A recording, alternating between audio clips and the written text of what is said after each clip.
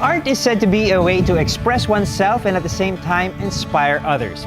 Wouldn't it be great if artists use their masterpieces to express their love for nature and at the same time inspire others to take better care of the environment as well? Well, today we're meeting two artists who use art and design as a way to create a better planet for all of us. First, we'll meet Liza Crespo, an architect with a focus on sustainable design. Then we'll try on a locally made and eco-friendly pair of footwear called Greenellas.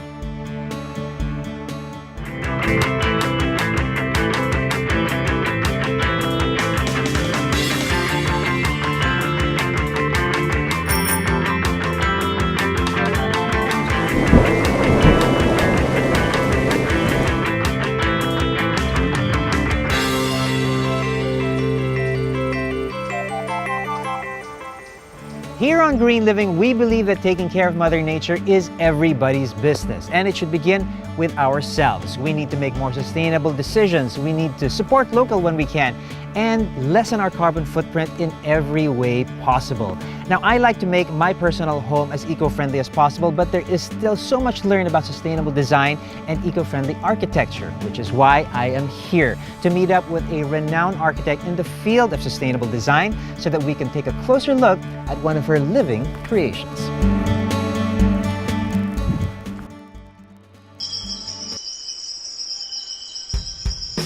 Where did your interest and passion for green design sort of start? Well, I was practicing in New York for about 12 years, and there was a point that I had my first child, and that kind of made me rethink my sort of design philosophy. I wanted it to have sort of an advocacy, and that was where, doing green or sustainability came in. So I got my LEED certification. It's sort of a certification, for professionals to go into green building and design. I guess parenthood changes people, and you start thinking about legacy and the world, that our kids are going to grow up in. And I said, there's something that I could do as a design professional. Yeah. Right. I think the term sustainable design, green architecture, what exactly does that mean to you? The misconception that people have is, green design is limited to using energy-saving fixtures, putting plants, but actually that's really just the tip of the iceberg. When you create something that's green and sustainable, you also take into consideration the health and well-being of the occupant. The philosophy or approach to design, biomimicry. What exactly does that mean and how do you use that? It basically means emulating nature. I think because nature is on its own, like self-sustaining. And that's kind of what I would like to sort of set as a goal. That's a challenge that I have to deal with whenever I design a structure, to make sure that, it's taking advantage of sunlight. You don't have to rely so much on electric power or lights. You're taking advantage of the natural breezes. Your design approach as a professional, Liza Crespo, Ecotecture, what makes it unique? I guess when we take on a project, the first question that I ask the client is like if they want to go green. As long as there's that willingness from the client to go green, we make sure that there's some sustainability or some green intervention that's incorporated. What are some of the other projects that Liza Crespo's Ecotecture is known for? We've done quite a bit of restaurants, a lot of organic green restaurants. We also do a lot of retail. We do buildings like sports complexes. We even work on, like large master scale kind of subdivisions. The first one that we did was going to be the first low-cost housing for that whole subdivision, but each one has a solar panel.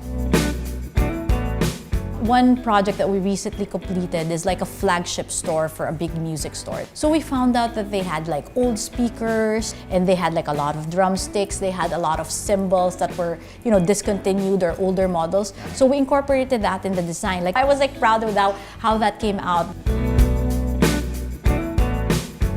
Is green design and beautiful design, are they mutually exclusive? Are they polar opposites, or can you actually marry that and come up with something even better? We can incorporate green design and make something that's beautiful, something that's functional, and there's that level of planning and design that we make sure that we're just not creating something that's green but it doesn't really look good. It looks like it's recycled, Right. So that's sort of what we start out with. That's the challenge that we work with every project.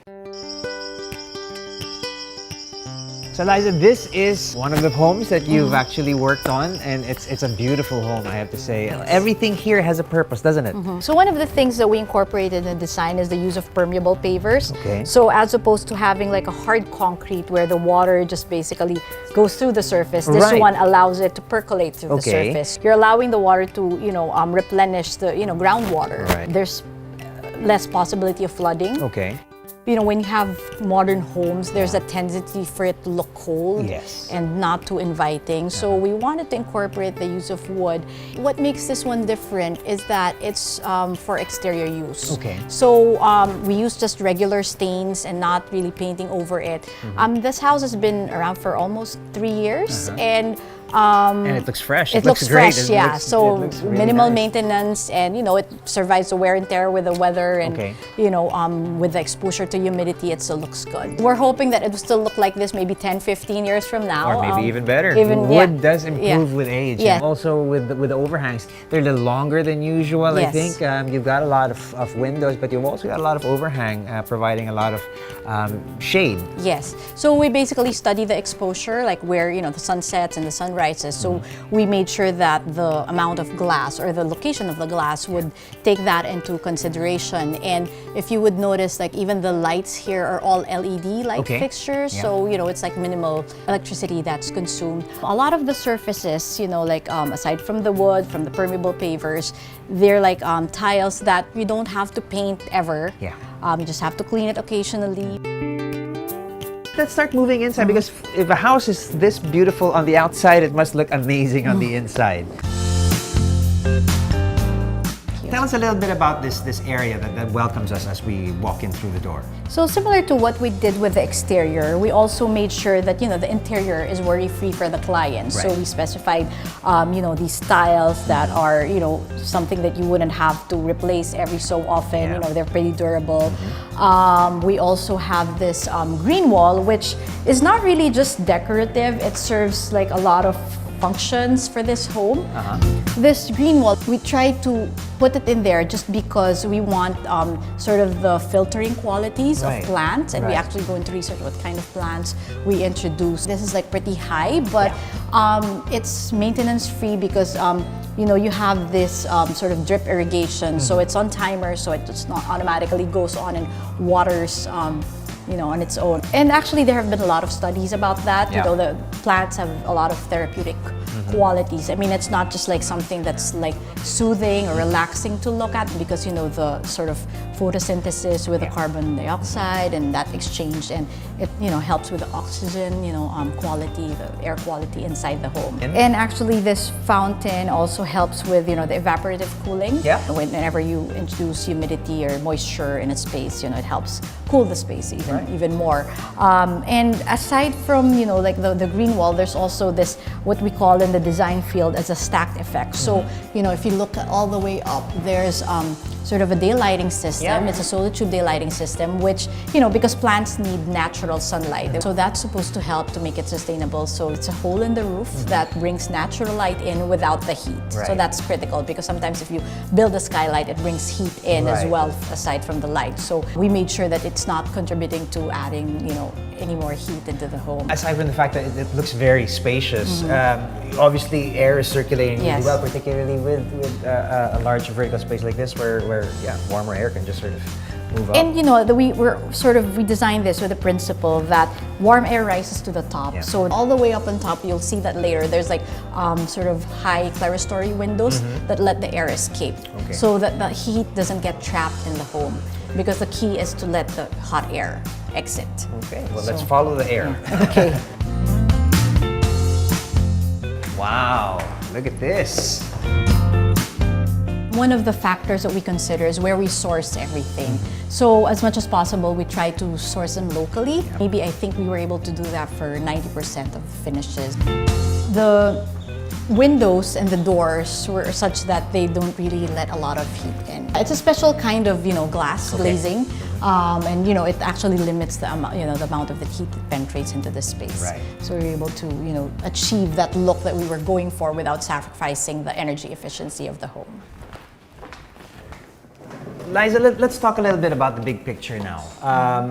Why do you think it's important now more than ever to be a little bit more sustainable and to be green when it comes to building and developing things here in our country. You know, there's this growing awareness with everyone that, you know, climate change is real. It's actually a reality and we're actually feeling the effects. So it really becomes more of a necessity to sort of, if not stop, at least delay, you know, climate change. And that will come with, you know, building green. What are some of the hurdles that we need to get over to be on par with what's going on with design and construction across the world? There has to be sort of a paradigm shift. Like we have to rethink, you know, that okay, building green is going to cost more. You know, we have to do away with that kind of mentality and just open our minds to what's out there.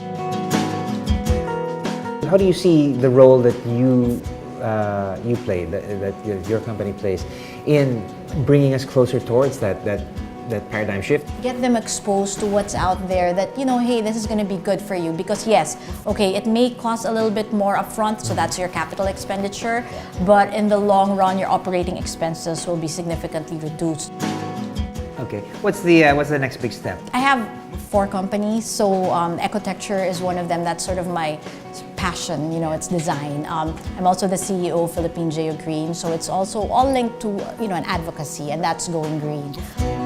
You know, my why, if you may, is, you know, like, if I make a dent in reducing the carbon footprint of the country or the world, then sort of that is my legacy, and that's something that I would be proud of the rest of my days. So whether it's through my design practice or whether it's through my company that's distributing green and sustainable materials, I want to make sure that it permeates, you know, sort of every home, and, you know, and making sure that at some point, you know, you could see like, oh, you know, where everybody's more aware, and just really spreading that awareness and making it accessible to everyone. That's sort of the main goal.